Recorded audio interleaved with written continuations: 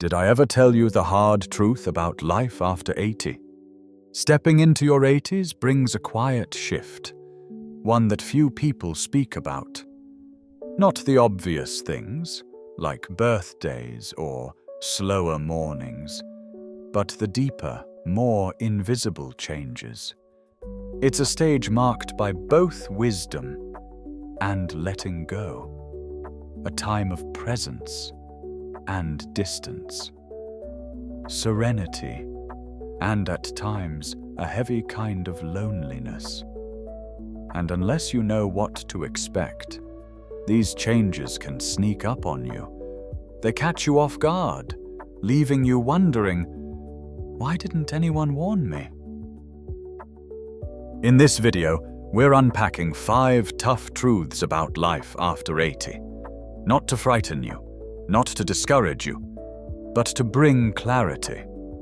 Because once you recognize what's coming, you're no longer caught off balance. You can prepare. You can meet it with strength, instead of surprise. We'll talk about the shrinking social circles, the body that no longer recovers like it used to, the slow rise of dependence, uncomfortable yet necessary, the subtle way the world starts to look past you, and that quiet ache that forms when old regrets meet too much time and not enough purpose. Stay with us to the end. These truths may be weighty, but they also open the door to something powerful: acceptance, resilience, and the ability to shape your later years with a dignity only you can define. Let's talk about what really changes after 80 and how you can walk through it with clear eyes, steady steps, and your head held high. Number 1. A body that doesn't bounce back. By the time you hit your 80s, your body doesn't whisper anymore. It speaks loud and clear. Those minor aches that once faded, now they tend to linger.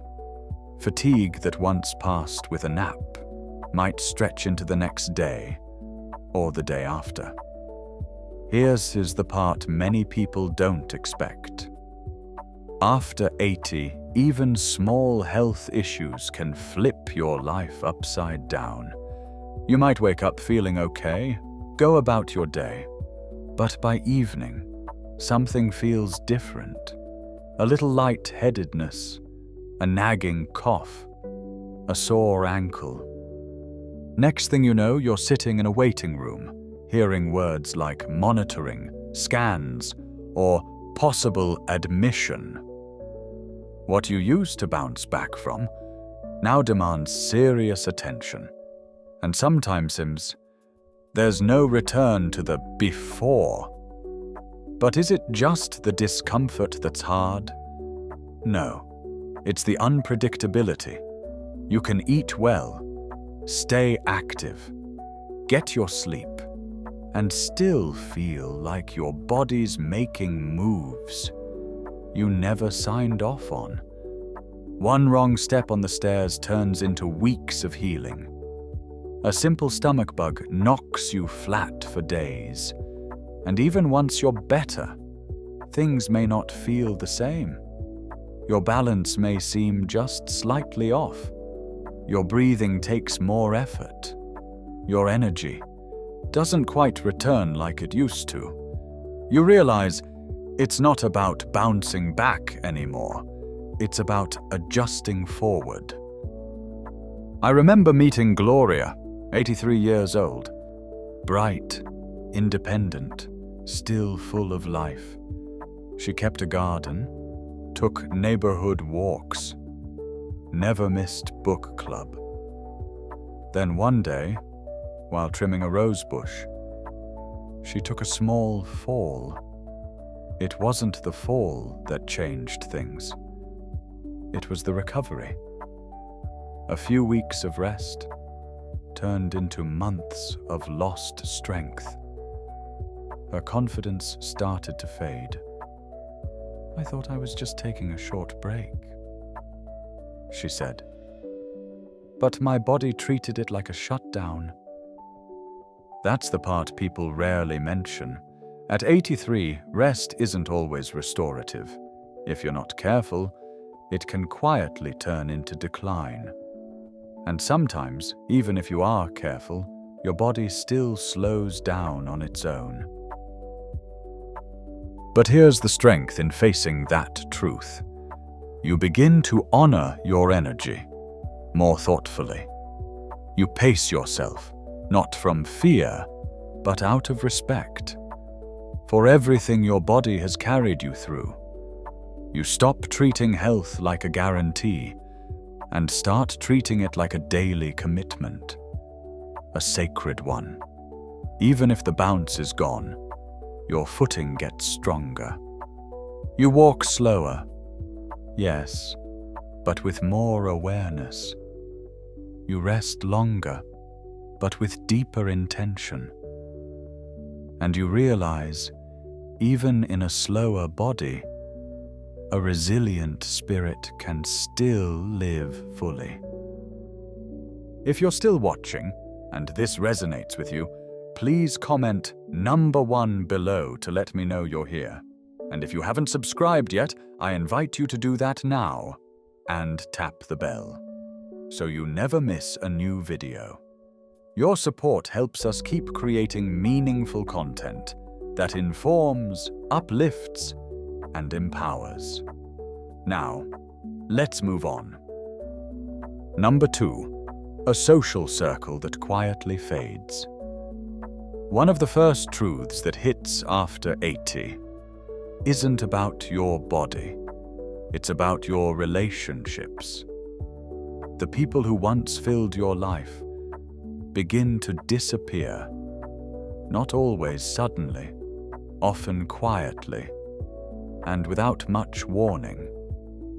Friends pass on, neighbors move, siblings grow silent.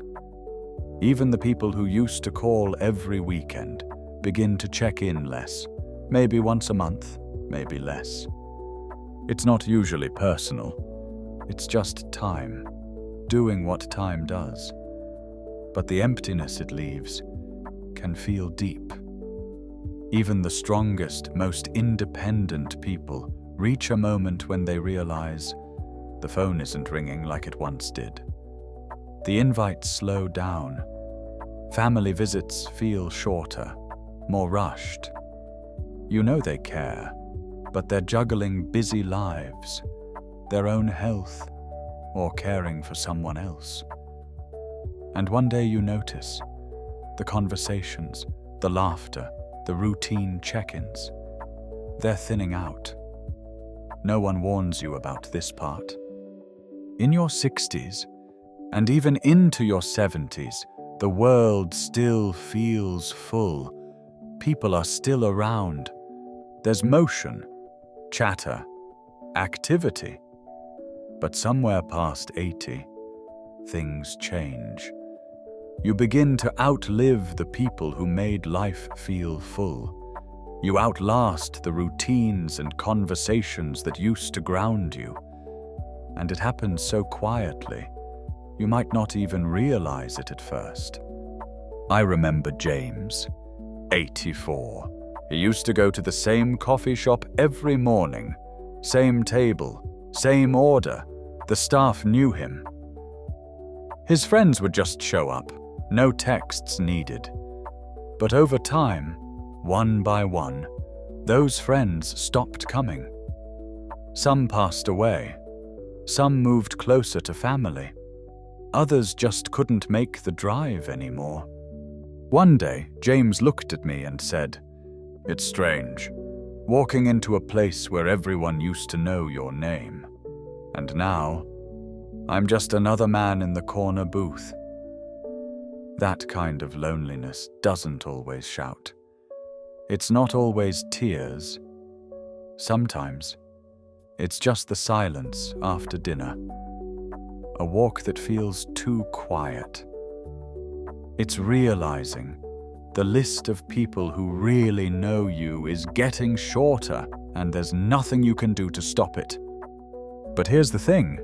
Recognizing this truth gives you power. You can create new connections. Even when others fade, you can choose to reach out. Join a local group. Call someone just because. Invite someone to lunch. Write a letter. Because after 80, connection doesn't knock on your door the way it used to. You have to go find it. And yes, that takes courage. But if you've made it this far, trust me, that courage is already inside you. Number 3, a rising need for help. Even if you're still independent. One of the hardest truths to accept after 80 is this. You start needing help with things that used to be second nature. It doesn't happen overnight. It creeps in quietly. You catch yourself skipping the top shelf, gripping the railing a bit more firmly. You pause before driving in the rain, even though you never used to. Part of you still feels able, but another part knows some things are getting harder. What makes this shift tough isn't just the physical changes, it's what it does to your sense of self. If you've spent decades caring for others, the idea of needing help yourself can be unsettling. You might begin to feel like a burden, even if no one has ever said that. You might start hiding things, skipping errands, not mentioning that fall, trying to change the light bulb yourself, even though your shoulder's been sore for weeks. The will to stay independent doesn't fade. In fact, it often grows stronger. But the truth is, after 80, independence doesn't look the same. It's no longer about doing everything on your own. It's about recognizing when support is needed and being brave enough to accept it. I once knew a man named Mark. 86. He was proud to handle things himself. Always had been. He had survived war, raised 4 children, and built a shed behind his house using nothing but scrap wood and sheer grit. But one icy winter morning, Mark slipped on his driveway. No major injury, just bruises and a bruised ego. He didn't tell anyone, but his daughter noticed something had changed. She started visiting once a week, bringing groceries, staying for coffee. At first, Mark brushed it off. "I'm doing fine," he'd insist. But slowly, those coffee visits became a ritual, a routine. And one day, Mark said something that even caught him off guard. "It's actually nice, not having to carry everything on my own." That's the real shift. It's not weakness, it's wisdom. Realizing that accepting help isn't giving up your independence, it's preserving it. Because when you let someone hold your arm up the stairs, drive you to your appointment, or carry that heavy shopping bag, you're not giving up freedom. You're giving yourself more time to enjoy the things that matter. And help doesn't always have to be human. It can be a grab bar in the shower, a stool in the kitchen, a sticky note reminding you to take your meds. These tools don't steal your dignity. They protect it. After 80, one of the boldest things you can say might be, "I could use a little help." Because with age comes strength, not in resisting support, but in choosing safety over pride, peace over struggle, connection over isolation. Number 4, a presence. The world starts to look past.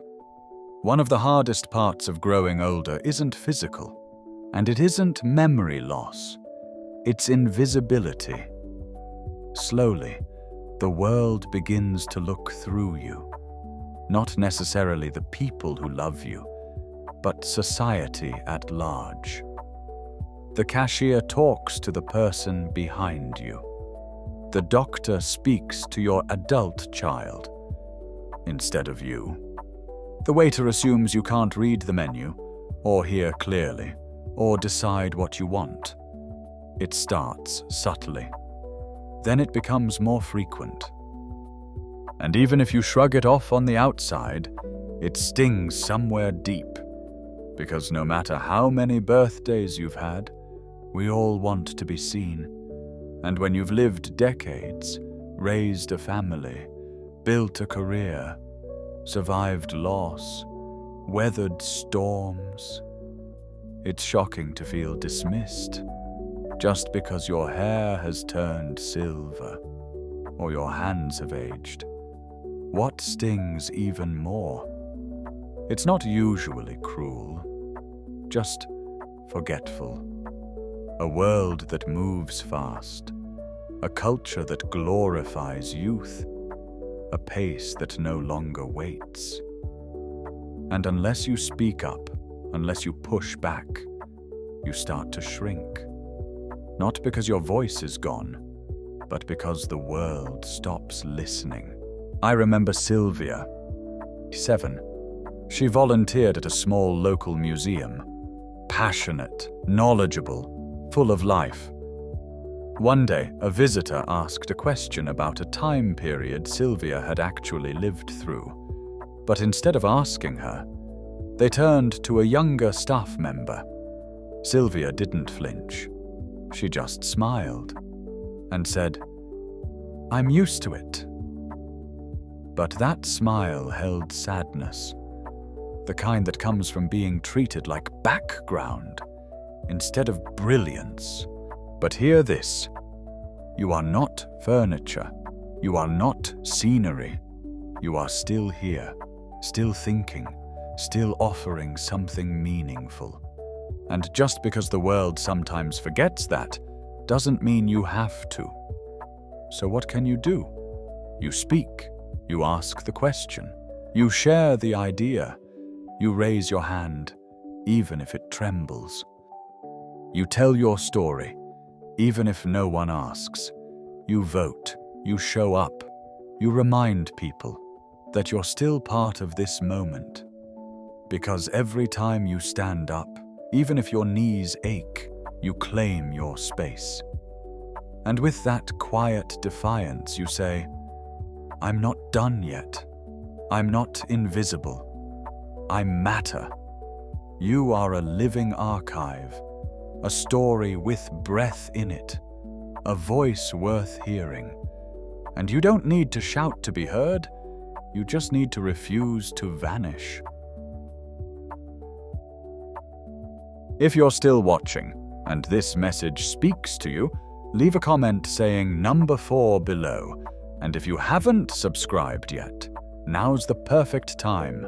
Click the bell so you don't miss what's next. And thank you for supporting this channel. Your support helps us keep creating honest, helpful content to inform and uplift. Let's move on. Number 5. Regret. If purpose isn't renewed.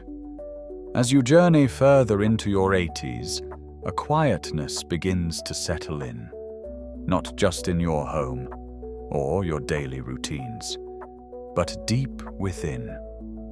Life slows down, the calendar opens up, and in that stillness, there's space to think, to remember, to revisit old choices. That space can be peaceful, but if you're not careful, it can begin to feel heavy. Not the dramatic kind of heaviness, but the silent kind.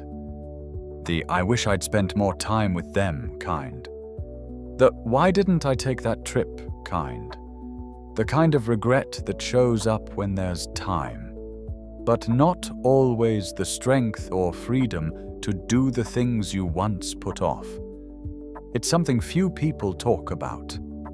We celebrate aging for its wisdom, the joy of retirement, the warmth of grandchildren, and all of that is real.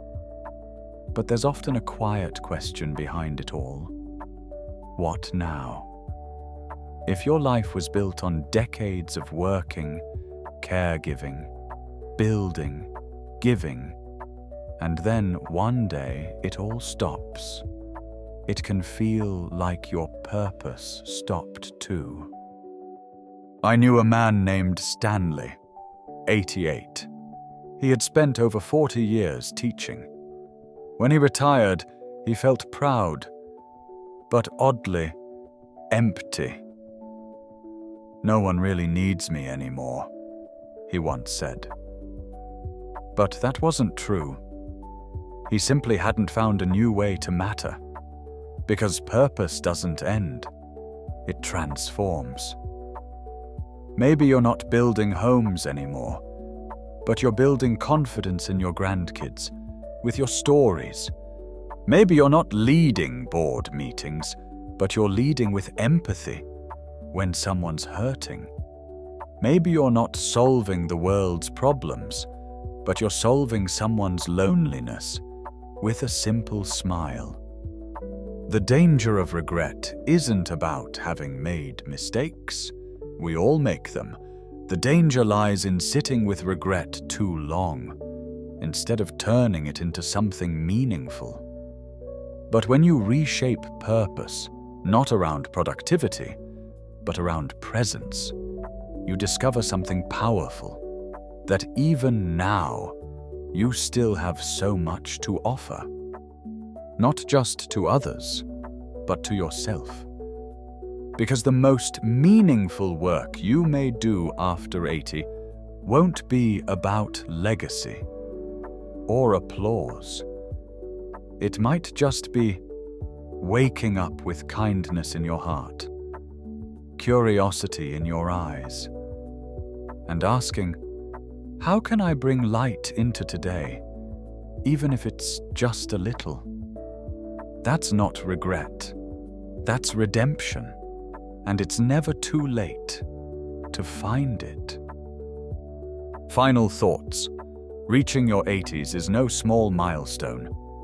It's built on a lifetime of love, effort, loss, growth, and resilience. But with that strength come new challenges, some subtle, some unmistakable. And naming those challenges doesn't make you fragile. It makes you honest. It means you've lived long enough to see life for what it truly is. Unpredictable, sometimes unfair, but still deeply worth living. So, which of these 5 truths hit home for you? Was it the silence that creeps in when your social world begins to shrink? The frustration of a body that no longer recovers like it once did? The discomfort of needing support when you've always been the strong one? The sting of feeling invisible in a world that moves too fast? Or the ache of realizing you need to rediscover your purpose? Whatever it was, I hope you felt seen. Because the truth is, you're not alone. Not in the slowing down, not in the remembering, not in the quiet questions, or the longing for what's next. And here's the beautiful part. Even now, you still have a choice. You can choose connection. You can choose rest. You can choose to ask for help when you need it. You can choose to speak up when someone overlooks you, and offer grace when someone needs it. You can forgive yourself for what didn't happen, and honor yourself for everything that did. This chapter of life isn't the ending. It's the depth of your story, the part where every word carries weight, where the smallest acts mean the most, where your presence, your patience, your perspective, these become your greatest power. Thank you for spending this time with us. We'd love to hear from you. Drop a comment below. Share one insight you gained and how you plan to carry it forward. Your thoughts matter here. They help others feel seen too. If you found this video helpful, please like, subscribe, and share it. Your support keeps this channel going and helps us bring you more content that informs, encourages, and inspires. Thanks for watching. We'll see you in the next one.